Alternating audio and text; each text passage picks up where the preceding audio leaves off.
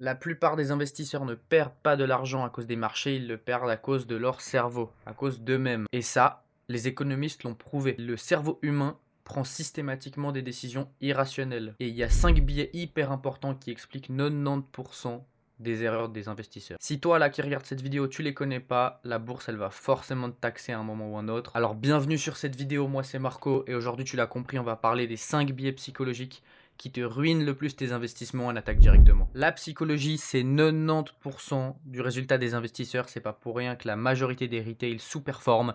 Et on va voir dans cette vidéo les pires billets qu'il y a à avoir et comment essayer de s'en protéger. Vous arrivez et que vous êtes conscient que ces billets existent et que tout le monde en est touché, vous allez avoir un avantage par rapport aux autres. Alors vraiment, essayez de mettre ça en place. La première chose qu'il y a à savoir, c'est que votre cerveau n'est pas fait pour investir. Pourquoi? Parce que les décisions financières sont dominées principalement par nos émotions. Et ça, c'est chez tout le monde, pas seulement les débutants, ça peut aussi toucher les investisseurs expérimentés. Il y a énormément d'études, d'ailleurs, vous allez pouvoir voir toutes les études dans la description, qui montrent que les investisseurs particuliers sous-performent systématiquement 6 à 7% leur benchmark. Donc qu'est-ce que c'est leur benchmark? C'est tout simplement leur indice de référence. Si vous êtes américain, ça sera le S&P 500 par exemple. Donc si le S&P 500 prend en moyenne 10% par an, et ben au final, la performance moyenne des retails, c'est que 3 à 4%. C'est misérable. Et vous vous en doutez bien, c'est pas uniquement les connaissances techniques. Après quelques mois de formation et de renseignements sur le sujet, on peut avoir son plan, on peut savoir à peu près ce qui nous intéresse ou pas,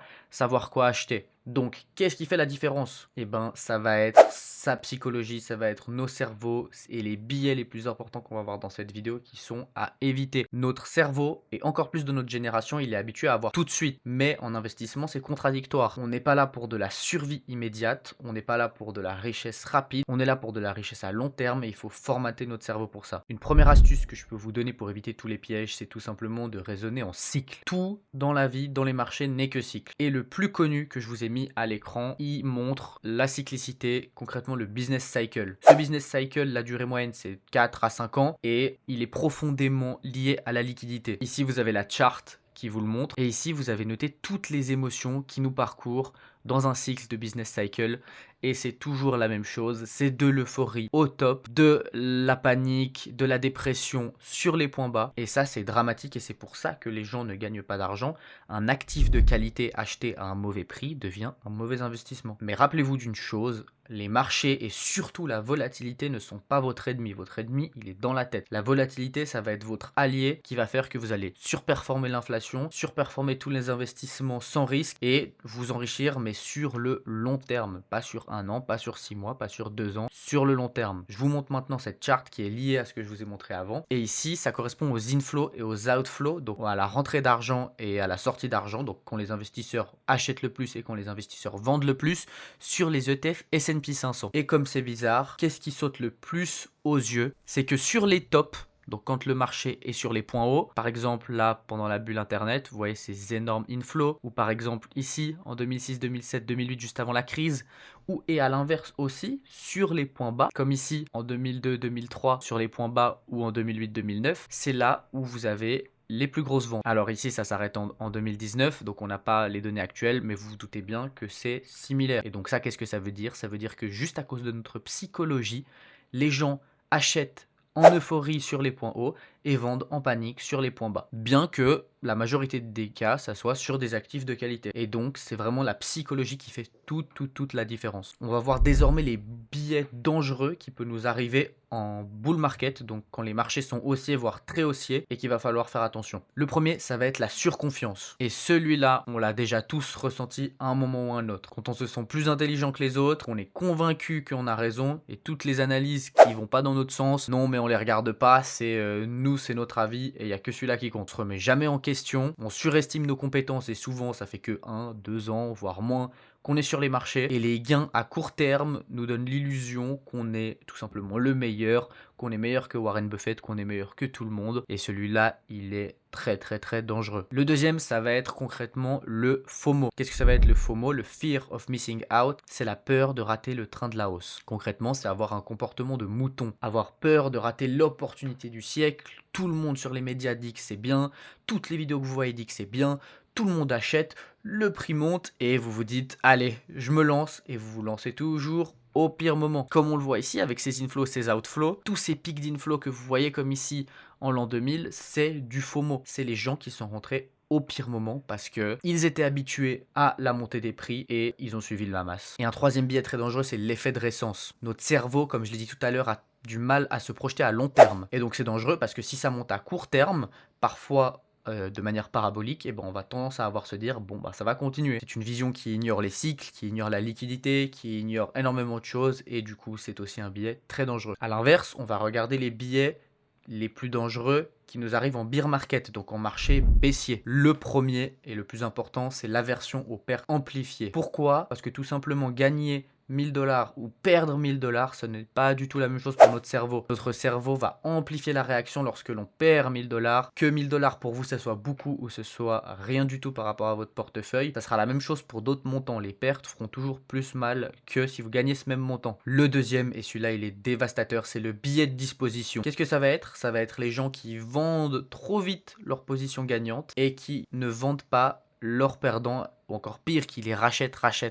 Pourquoi ils vendent trop vite leurs gagnants? Parce qu'on est en marché baissier et on a l'impression que ça va repartir directement à la baisse. Par contre, les positions, elles, où ils sont en négatif, s'aggravent et ils se disent j'ai trop perdu, je vends pas. Et au lieu de vendre à moins 40 sur une décision rationnelle, ils gardent ces choses, comme on le voit beaucoup en crypto, les altcoins, des gens qui hold des moins 90, 95%, voire des fois pire. Et ben, dans ces cas-là, c'est exactement de ce biais-là dont on parle. Le troisième, c'est la surréaction émotionnelle. Concrètement, ça va être on capitule au pire moment possible. C'est comme la charte qu'on a vue tout à l'heure, le plus d'outflow sur les ETF, c'est toujours sur les bottoms, sur les points bas ou très proches, parce que notre cerveau se dit non mais là c'est terminé, et les gens vendent tous au pire moment. On abandonne sa stratégie, on abandonne son plan, et justement là où il faudrait acheter, où il faudrait penser à l'inverse de la masse, eh ben on craque. Il y a une célèbre phrase de Warren Buffett qui disait soyez avide quand les gens sont craintifs et craintifs quand les gens sont avides.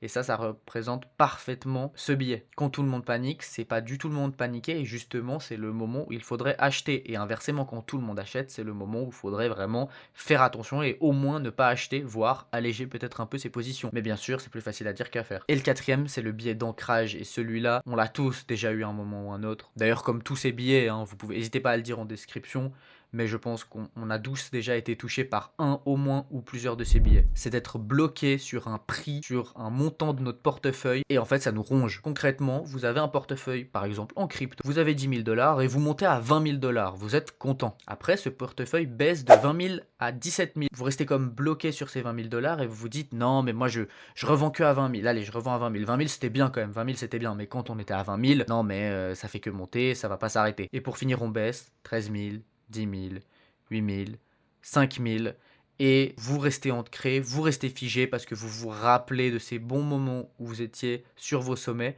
et finalement, bah, ce biais d'ancrage, il vous a comme paralysé et vous vous mettez à avoir des positions à moins 80% alors que peut-être qu'il aurait fallu vendre bien avant. On va détailler maintenant le biais de la surconfiance et comme le montre cette image avec cet investisseur qui achète au top des marchés en 2021 du Filecoin, une merveilleuse crypto-monnaie à 238 $, ça fait que monter, c'est de l'argent facile, c'est sûr, c'est confortable d'acheter, et ben c'est vraiment ce qu'il faut absolument ne pas faire et ça fait partie de la surconfiance. C'est le biais qui détruit le plus votre performance et qui va vous manger le plus d'argent sur le long terme si vous n'y remédiez pas au plus vite. Il y a énormément de recherches, d'ailleurs toutes les recherches sont encore une fois à la fin, je le rappelle, qui ont démontré que les investisseurs les plus confiants sont ceux qui sous-performent massivement les marchés parce que la réalité elle est là, on ne peut pas savoir. Quand vous avez des convictions infimes et que souvent en plus ces gens mettent tous leurs œufs dans le même sac, et ben 99 fois sur 100 ça marche pas. Les gens vont utiliser des effets de levier et souvent c'est au pire moment parce que le prix a fait que monter, donc on est déjà très haut et on rajoute du levier encore parce que ben on est trop confiant tout simplement, ça fait que monter, ça peut pas baisser, ça peut pas. Le Filecoin à 230 $, ça va aller à 3000, ça va aller à 3000. Des positions démesurées sur quelques valeurs, parfois des small caps qui font 70%, 50% du portefeuille ou être très exposé sur quelques valeurs qui ont déjà beaucoup monté, très très très risqué. Des rotations excessives de portefeuille, ah mais ça a pas monté depuis 2 semaines, je le vends, ah mais lui il fait que monter depuis 5 jours, je l'achète. Voilà, je vous apprends rien, ça paraît tellement logique mais énormément de gens le font. Et des convictions sans faille en uniquement ces analyses. Ils écoutent pas les avis inverses, c'est que leurs analyses et ils ne se remettent jamais en question. Donc quelle solution on va pouvoir adopter pour essayer de contrer ce biais billets de surconfiance, ça va être d'avoir des règles strictes en gestion du risque. Si vous vous dites c'est 20% de votre portefeuille sur les cryptos, vous respectez, même si les cryptos explosent. Si vous vous dites c'est 5% du portefeuille maximum sur les small caps, vous respectez, même si votre small cap explose. Et finalement, comparez-vous aux indices, comparez-vous aux performances moyennes sur le long terme. Vous savez que la performance du S&P 500 et des marchés en général, c'est peut-être 10% depuis 50 ans environ. Si vous avez fait 100% ou 50% sur une année, partez du principe que c'est exceptionnel et ne soyez pas trop confiant à vous dire que toutes les années vont être comme ça parce que vous êtes un génie, parce que la vérité c'est que l'année d'après, vous allez faire un moins 80% sur votre portefeuille. À noter, et ça c'est quand même intéressant, que encore une fois selon cette étude, les hommes font 45% de mouvements en plus, donc quasiment moitié plus que les femmes, et pourtant annuellement, les femmes ont une performance de environ 1% meilleure par rapport aux hommes, ce qui est énorme sur le long terme. Et ça, c'est en partie à cause de ce biais de surconfiance qui touche, c'est un fait, plus les hommes que les femmes. On va analyser maintenant le deuxième biais le plus important pour moi un peu plus en détail, c'est l'aversion aux pertes. Pourquoi perdre 1000 $ fait plus mal que de gagner 1000 $? Les études montrent que ce biais, une perte, est ressenti environ 2 fois plus forte qu'un gain. Et ça, c'est un mécanisme qui montre pourquoi les investisseurs coupent trop rapidement les gagnants, parce qu'on veut sécuriser le plaisir, la joie d'avoir gagné un petit peu, mais refusent de vendre à l'inverse leur position perdante, parce que non, on a déjà perdu trop, ça va pas, ça va remonter, faut attendre, parce qu'ils n'ont pas envie de concrétiser cette perte. Le fameux pas vendu, pas perdu, il est vrai dans certains cas, mais à la réalité, c'est que le jour J, oui, c'est perdu quand même. Ce biais est très présent pendant les périodes de forte volatilité, donc vous pouvez observer le VIX, VIX, indicateur de la volatilité que vous pouvez mettre sur vos TradingView, etc. Et quand la volatilité s'envole, c'est souvent là que ce biais fait surface, souvent pendant les corrections de marché, comme ça a pu arriver en avril 2025, en 2022, en 2020 pendant le Covid ou encore de nombreuses fois bien avant. Comment essayer d'éviter ce biais? Adopter vraiment une horizon d'investissement long terme, 10 ans, 15 ans, 20 ans. Si vous êtes jeune comme moi, vous avez 20 ans, projetez-vous sur le vrai long terme. Parce que la réalité, elle est là. Si vous pensez que vous allez faire un coup de maître et que vous n'allez plus jamais investir votre argent, ce n'est pas vrai. Spoiler alerte, si vous êtes là sur ces marchés, vous allez y rester. Que vous gagnez, que vous perdez, vous allez y rester. Donc projetez-vous directement sur le long terme, pratiquez le DCA, donc achetez un montant chaque mois si ça vous aide, et surtout essayez de réduire la fréquence à laquelle vous regardez votre portefeuille. Souvent, vous allez regarder votre portefeuille 10 fois par jour quand ça fait que monter ou quand ça baisse fortement. Et c'est les deux moments où on a le plus de billets négatifs qui peuvent nous impacter et donc au final nous faire perdre de l'argent.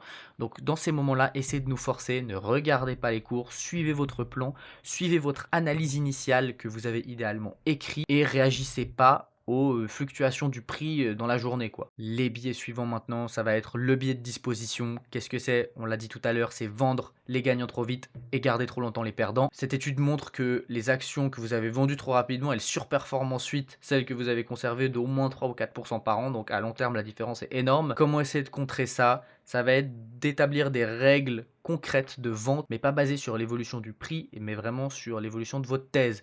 Est-ce que les fondamentaux ont changé? Est-ce que vous n'avez plus confiance en le management? Ça, c'est des raisons de vente. Mais l'action, elle coûtait 10, elle coûte 5 maintenant, c'est pas une raison de vente. Si les fondamentaux, lorsque vous avez fait votre analyse à la base, n'ont pas bougé. Ou si la macroéconomie est un peu plus compliquée pour tout le marché, ça peut être justement une opportunité. Le passé nous l'a montré, c'est dans ces phases-là où les marchés corrigent, donc les fondamentaux bougent un peu, mais c'est à cause de la macro, c'est à cause des taux d'intérêt, c'est à cause d'un manque de liquidité. Et bah c'est justement ces moments-là où faut surtout pas vendre, c'est souvent les pires moments, mais essayez peut-être d'acheter. Le deuxième, c'est le comportement de mouton, le FOMO, la peur de rater le train, de rater le x100 qui va changer votre vie. Non, ça va rien changer. Acheter quand tout le monde achète parce que c'est à la mode et vendre parce que, pareil, dans les médias, ils disent que ça va, il faut vendre et tout, il y a de la peur. Et ça, c'est vraiment le comportement qui crée les bulles et aussi les cracks. Donc si vous êtes préparé à ça, vous pouvez essayer d'en tirer du bénéfice à ça, essayer de justement vendre pendant les bulles et racheter pendant les cracks, ceux qui sont un petit peu préparés. Plus facile à dire qu'à faire, je vous l'accorde. Quand vous voyez l'analyse d'un mec sur une crypto qui est passée de 1 à 5 balles et qui vous dit qu'elle va aller à 250, pareil, c'est souvent le moment où justement il faut absolument pas acheter. Quelle solution pour contrer le FOMO? Suivez votre processus d'analyse rationnelle et écrivez vos analyses. Pitié, écrivez, que ce soit une action, que ce soit votre thèse sur Bitcoin, que ce soit sur un altcoin. Écrivez, ok, j'ai acheté ça parce que tatata. Vous avez votre analyse, vous avez vos fondamentaux. Et écrivez aussi je vendrai si, et vous mettez les vraies raisons. Lorsque un moment de panique arrive ou un moment d'euphorie arrive, revenez sur votre analyse. Et ça, il faut le faire pas dans la détresse. C'est pas quand le marché explose ou quand le marché s'enfonce dans les abysses que vous devez faire ce travail parce que vous serez forcément influencé. Faites-le quand tout va bien. Et le troisième, c'est le biais de récence. Ça monte depuis un an, donc forcément, ça va continuer à monter. Et ça paraît, comment le contrer, c'est de penser un peu plus long terme et penser idéalement au cycle économique, en business cycle. Vous vous rappelez tout à l'heure, je vous avais montré la charte de Wall Street avec tous les comportements qui nous viennent un peu en tête, mais ce business cycle, il est aussi lié avec ce genre de charts que vous avez dû voir, je pense, quand même assez souvent, hein. C'est des charts assez connus, et en fait, elles montrent que tout est cyclique. C'est des charts qui ont des décennies, et vous voyez, celle-là, elle date de quasiment 50 ans, et elle montre qu'il y a des périodes où on va faire plus d'argent, des périodes où on va en perdre plus, et si vous voulez mettre pause, je vous invite à regarder les périodes où on est censé gagner de l'argent et perdre, sachant que c'est des choses qui ont été faites il y a encore une fois très longtemps, et vous allez voir que la précision entre les phases d'euphorie et les phases de crack est extrêmement précise. Et ça, c'est encore une fois parce que tout est cyclique et les cycles sont forcément liés à la liquidité. Si je vous prends cette charte ici du S&P 500, bon, ça s'arrête en 2023, et en jaune, vous avez la Global Net Liquidity. Donc ça, qu'est-ce que c'est? C'est que vous le savez, si vous êtes abonné à cette chaîne, le nouvel argent est créé par le crédit. Les entrepreneurs vont faire des crédits pour financer leurs entreprises, les particuliers vont faire leur crédit consommation, leur leasing, leur crédit hypothécaire. Tout le nouvel argent est créé par le crédit. Donc les banques centrales achètent des actifs, souvent des obligations aux banques commerciales.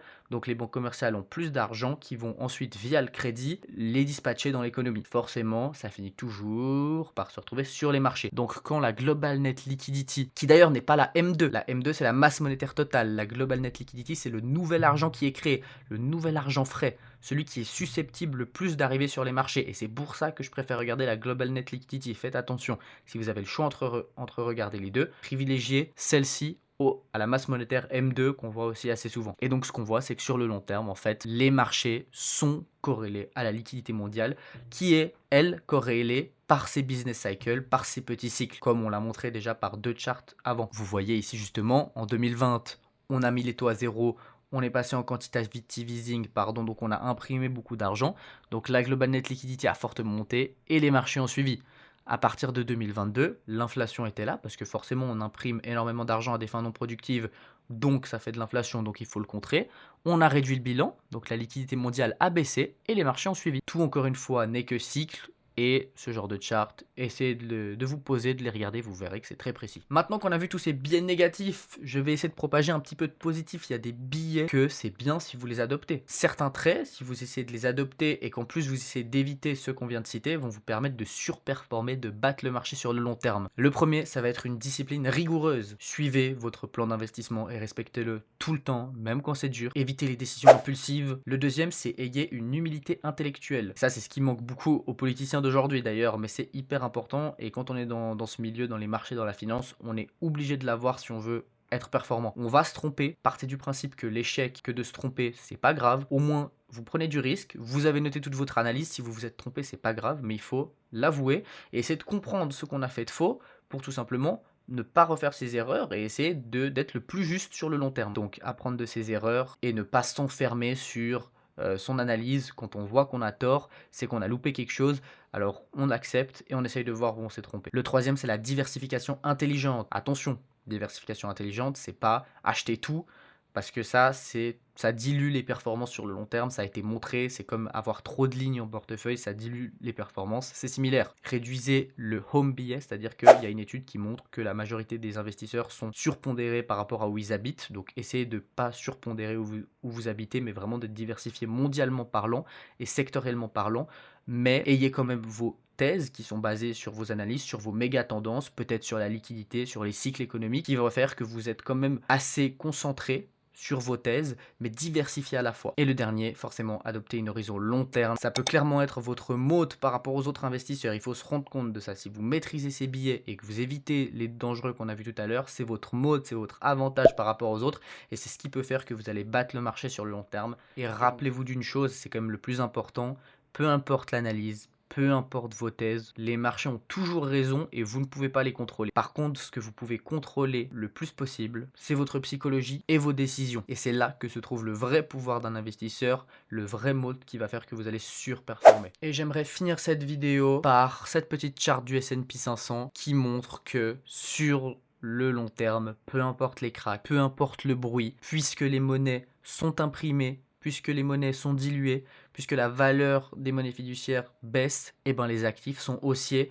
Et ça, malgré les guerres, souvent les gens ont un faux billet par rapport aux guerres et pensent que la guerre ça fait baisser, mais la réalité c'est que la guerre fait baisser souvent au moment de l'annonce et qu'ensuite les marchés montent parce que l'économie de guerre, parce qu'on imprime de l'argent pour financer la guerre et que forcément ça finit toujours par se retrouver sur les marchés. Donc la guerre, c'est vraiment quelque chose pour moi qui est très parlant. Avec les centaines de guerres qu'on a eues depuis plus de 100 ans, eh ben, on est là où on est aujourd'hui, sur des sommets historiques. Donc vraiment, je voulais finir avec ça parce que le plus important, c'est que ça pourrait peut-être démoraliser cette vidéo. Tous les billets, c'est dur, c'est dur. Mais n'oubliez pas qu'il faut rester investi. Ne gardez pas du cash, ne gardez pas trop de cash. C'est la meilleure manière pour s'appauvrir à long terme. Quelque chose que j'aime bien dire, c'est pourquoi je chercherais à l'accumuler s'ils peuvent l'imprimer. Effectivement.